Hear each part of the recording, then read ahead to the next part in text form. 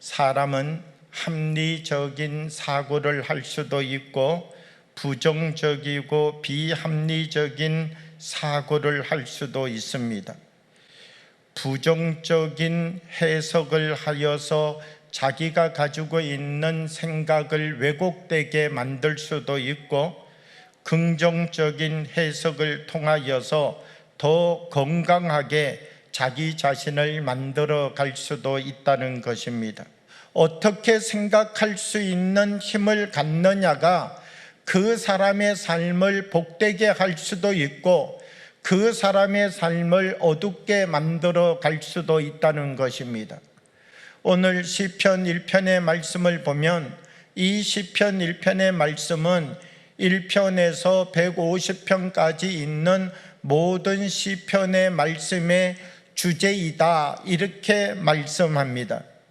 그러니까 이 시편 1편의 말씀을 잘 듣고 이 말씀을 마음속에 새기게 되면 1편부터 150편까지, 더 나가서는 구약 속에 들어있는 모든 말씀의 주제가 무엇인지를 깨닫게 된다는 것이죠. 하나님의 말씀을 듣는 사람은 어떤 사람이라는 것입니까? 복 있는 사람이라는 것입니다. 하나님의 말씀을 들으면 복된 사람이 되어 간다는 것입니다. 복 있는 사람은 어떤 사람이냐? 율법을 주야로 묵상하는 사람, 하나님의 말씀을 주야로 묵상하면서 삶을 살아가는 사람, 이 사람이 복이 있는 사람이다. 그러면 하나님의 말씀을 주야로 묵상하는 사람이 왜 복이 있는 사람인가? 히브리어로 묵상이라고 하는 단어를 보게 되면 하가라고 하는 동사를 사용합니다. 이 하가라고 하는 동사는 소가 여물을 먹고 난 다음에 하루 종일 되새김질하는 것입니다.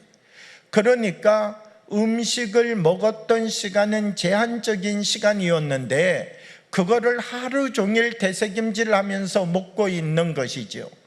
이 하가라고 하는 동사가 그렇습니다. 하나님의 말씀을 보았습니다.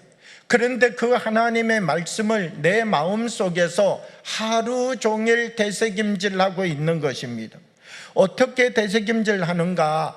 다른 생각이 내 안에 들어오지 못하도록 하나님의 생각이 내 안에 가득 채워져 있을 수 있도록 되새김질을 하는 것이지요. 그러니까 이 복 있는 사람이라고 하는 사람은 어떤 사람이냐? 하나님의 말씀으로부터 내게 주어지는 생각을 나에게 가득히 채우고 삶을 살아가는 사람, 이 사람이 복 있는 사람이다라고 하는 것입니다. 사람에게 있어서 어떤 행동을 하고 난 다음에 하나님이 말씀하시는 것 아니라 생각의 자리로부터 그 생각을 바꾸는 삶을 살아가기를 원하신다라고 하는 것입니다. 복 있는 사람은 어떤 사람이냐? 하나님의 말씀의 생각을 공급받는데 그 말씀의 생각을 조금 공급받고 내가 갖고 있는 내 생각대로 삶을 살아가는 사람이 아니라 하나님이 주시는 말씀의 생각으로 열매를 맺고 하나님이 주시는 말씀의 생각으로 죄인의 길에 서지 않고 오만한 자리에 앉지 않고 악인의 꾀를 쫓지 않고 하나님의 뜻을 이루는 삶을 살아갈 수 있도록 하나님의 말씀으로부터 나의 전 인생을 움직여갈 수 있는 힘을 공급받는 사람이 복 있는 사람이라는 것이죠.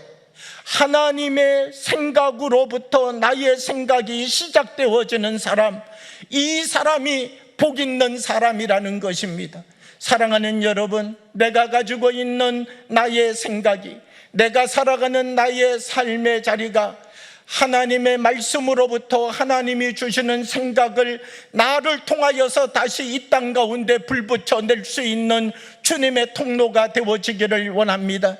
우리 한 사람 한 사람이 서는 그 자리가 내 생각을 말하다가 끝나는 자리가 아니라 내가 가지고 있는 내 생각은 죽고 예수의 생각이 다시 사는, 내가 가지고 있는 내 생각으로부터 시작하여서 하나님의 말씀이 나에게 주시는 생각을 가지고 새로운 인생을 살아갈 수 있는 복 있는 삶의 역사를 이루어서 우리 한 사람 한 사람을 통하여서 하나님의 역사와 하나님의 계획과 하나님의 뜻을 이 땅 가운데 펼쳐가는 믿음의 사람들이 되어지기를 주님의 이름으로 축복합니다.